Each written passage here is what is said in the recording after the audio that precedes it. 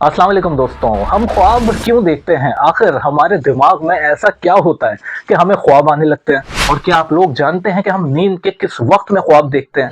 और सबसे अहम बात, जब हम ख्वाब देखते हैं तो हमारी बॉडी पैरालाइज हो जाती है। तो आपके माइंड में यकीनन ये सवाल आया होगा कि पैरालाइज कैसे? हम जब ख्वाब देखते हैं तो उस वक्त हम सो रहे होते हैं, इसलिए मूव नहीं करते।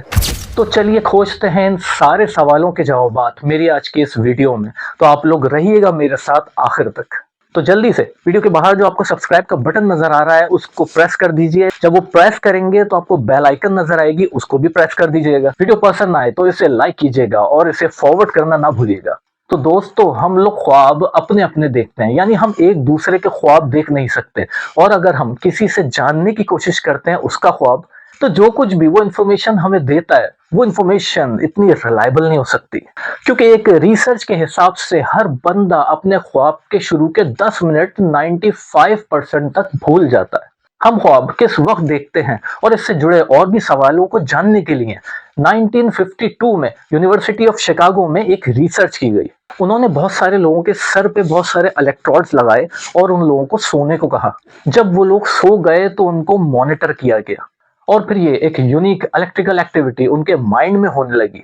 जैसा कि आप देख सकते हैं, ये जो लाइनें चल रही हैं जो ऊपर नीचे बहुत तेजी से हो रही हैं, इस वक्त जब इन लोगों को उठा उठा करके पूछा गया तो सब ने एक ही जवाब दिया कि ये लोग ख्वाब देख रहे थे। और यहाँ पर एक बात और भी देखी गई कि ख्वाब देखते हुए बंद आंखों में इनकी जो आई बॉल्स हैं वो इस तरह से हर तरफ मूव कर रही थी। तो रैम स्लीपिंग के दौरान, रैम स्लीपिंग जब आपकी आई बॉल्स इस तरह से हर तरफ मूव कर रही होती हैं, तो रैपिड आई मूवमेंट के दौरान हमें रैमटोनिया हो जाता है। रैमटोनिया में हमारी बॉडी मूव नहीं होती है और हम मुकम्मल पैरालाइज हो जाते हैं। ख्वाब के दौरान रैमटोनिया का होना बहुत जरूरी होता है, क्योंकि अगर रैमटोनिया ना हो तो जो भी हम ख्वाब में देखेंगे, अगर हम ख्वाब में किसी से ऐसे फाइटिंग कर रहे हैं तो हम सोते हुए भी फाइटिंग कर रहे होंगे। इसी तरह अगर हम ख्वाब में डांस कर रहे हैं तो हम सोते हुए भी ऐसे नाचने लगेंगे। और ऐसे ही अगर हमने ख्वाब में जंप लगा दी तो पॉसिबल है कि हम सोते हुए बेड से नीचे गिर जाएं। तो इसलिए रैमटोनिया का होना बहुत जरूरी होता है। और जिन लोगों को स्लीपिंग के दौरान रैमटोनिया नहीं हो पाता, ये वही लोग होते हैं दोस्तों जिन्हें नींद में चलने की आदत होती है। क्या कभी आपके साथ ऐसा हुआ कि आपके ख्वाब के दौरान आंख खुली हो और आपके हाथ पैर मूव ना कर रहे हो? ये पोजीशन थोड़ी देर तक रहती है और फिर ठीक हो जाती है, क्योंकि आप लोग उस वक्त भी रैमटोनिया में ही होते हैं। दोस्तों, पूरे दिन में जो हमारी बॉडी के अंदर मूवमेंट होती है वो होती कुछ इस तरह से कि हमारे माइंड में 3 किस्म के केमिकल, हिस्टामिन, सेरोटोनिन और नोरेपेनेफ्राइन, हमारे दिमाग में मुसलसल प्रोड्यूस हो रहे होते हैं, जिससे हमारी बॉडी मूव करती रहती है। और जब हम रात में रैम स्लीपिंग में होते हैं, ख्वाब देख रहे होते हैं, तो उस वक्त इन तीनों केमिकल की प्रोडक्शन हमारे माइंड में ब्लॉक हो जाती है। और जैसे ये प्रोड्यूस होना ब्लॉक होते हैं तो हमारे बॉडी पार्ट्स मूव करना छोड़ देते हैं। इस पूरे प्रोसेस को कहा जाता है रैमटोनिया। अब दोस्तों, यहां मैं आपसे करूंगा 2 सवाल। क्या कभी ख्वाब देखते हुए ही आपने ख्वाब में ही ये महसूस कर लिया हो कि ये मेरा ख्वाब है, ये असलियत नहीं है? ख्वाब को कहा जाता है ल्यूसिड ड्रीमिंग। और ऐसे ही ख्वाब में जब आपको बिल्कुल अंदाजा ना हो पाए कि आप ख्वाब देख रहे हैं, जब आपकी आंख खुले तो आपको पता चले कि ये आपका ख्वाब था, तो ऐसे ख्वाब को कहा जाता है इल्यूसिव ड्रीमिंग। इल्यूसिव ड्रीमिंग में आपको थोड़ा झटका लगता है।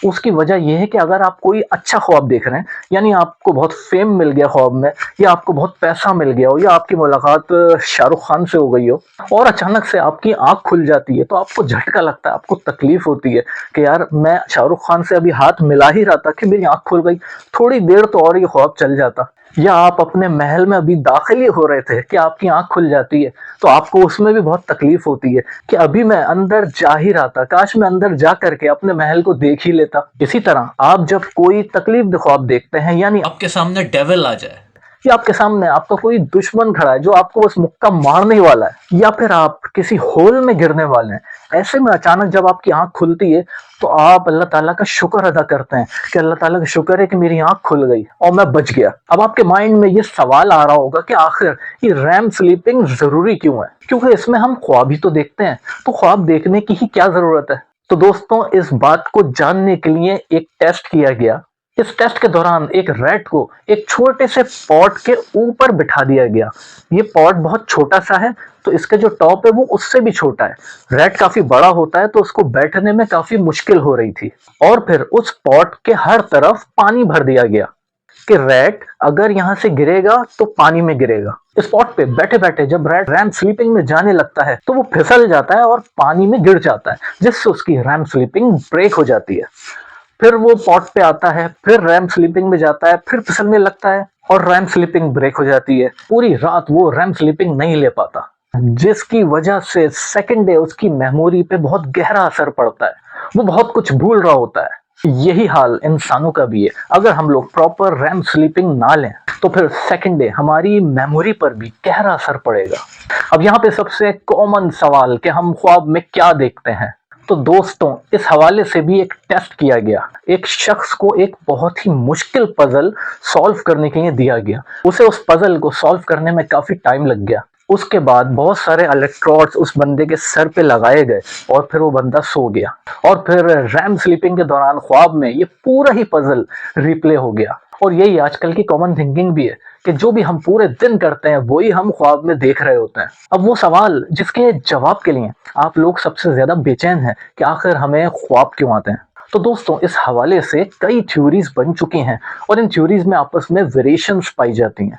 अगर यहाँ हम ब्रेन के प्रोसेस की बात करें तो जब हम सो रहे होते हैं तो उस वक्त भी हमारा ब्रेन जाग रहा होता है और मुसलसल वर्किंग में होता है, या ये कह सकते हैं कि हमारे जागने से ज्यादा ये हमारे सोने के वक्त वर्किंग कर रहा होता है। हमारी स्लीपिंग के दौरान हमारे सबकॉन्शियस माइंड के पास जो भी इंफॉर्मेशन रिसीव होती है तो वो उसको हमारी स्लीपिंग के दौरान ऑर्गेनाइज कर रहा होता है, यानी वो हमारी दिन भर की मेमोरीज को हमारे माइंड में सेव कर रहा होता है हमारे फ्यूचर के लिए, हमारे नेक्स्ट डे के लिए। और जो भी छोटी मोटी बेकार की मेमोरी होती है वो उसे डिलीट कर देता है ताकि हमारा माइंड भर ना पाए।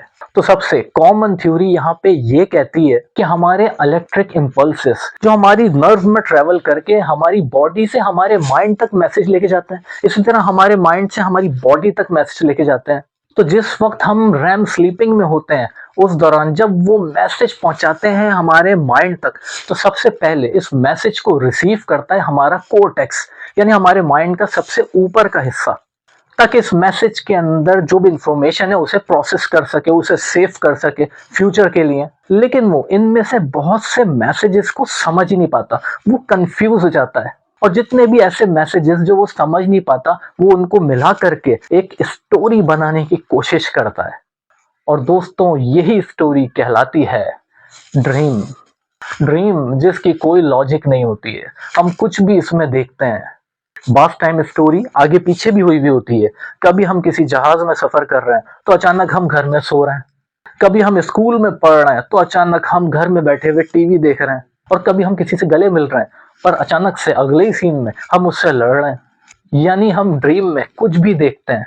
लेकिन बहुत से रिसर्चर्स इस थ्योरी को नहीं मानते। उनका ये मानना है कि ड्रीम्स तो हमें तैयार करते हैं आने वाले फ्यूचर के थ्रेट्स के लिए, क्योंकि नॉर्मली हम जो ड्रीम्स देखते हैं उसमें बहुत से ड्रीम्स ऐसे भी होते हैं कि जिसमें हम कोई खतरा देख रहे होते हैं कि कोई सामने वाला हम पे अटैक कर रहा है, कोई हम जिन भूत देख लेते हैं, कभी हम देखते हैं कि हमारी ड्रीम में किसी से लड़ाई हो गई। तो ड्रीम हमें इन सब के लिए पहले से ही तैयार करता है, खासकर हमें एंजाइटी से लड़ने के लिए। तो उम्मीद करूंगा आज की वीडियो आप लोगों को इन्फॉर्मेटिव लगी होगी, और इस उम्मीद के साथ अपनी वीडियो को यहाँ एंड करता हूँ कि आप लोग अपना बहुत बहुत ख्याल रखेंगे। अल्लाह हाफिज।